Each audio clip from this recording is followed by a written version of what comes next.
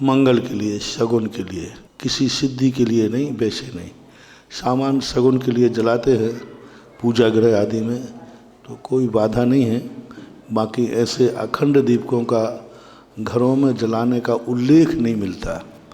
मंदिरों में तो मिले हैं, लेकिन घरों में अखंड ज्योति आदि जलाने की कोई आगम में, शास्त्रों में, देवताओं के विमानों में, चक्रवर्ती के घरों में ऐसा कोई उल्लेख हमें अभी तक देखने में नहीं आया।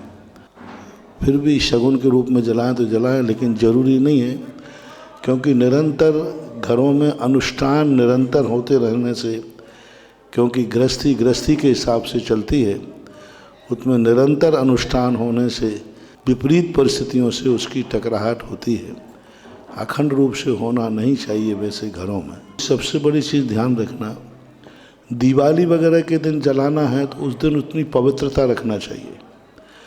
जब अखंड दीपक जल रहा है तो अनुष्ठान है, और जब घर में अखंड दीपक जल रहा है तो आपको ये भी ध्यान रखना पड़ेगा 24 घंटे पवित्रता का, बहुत पवित्रता, परिणामों में विशुद्धि का, घर में गलत कार्य नहीं हो, क्योंकि अखंड दीपक जल रहा है।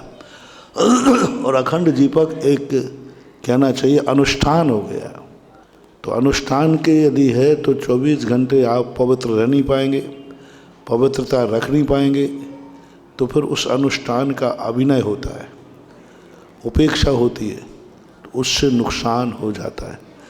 कभी विशेष कार्यक्रम में दिवाली आदि पर जलाने से, तो उस समय तो आप लोग वैसे ही विशुद्ध होते हैं, दिवाली का दिन है, सब लोगों के परिणाम अच्छे होते हैं, भगवान का दिन है।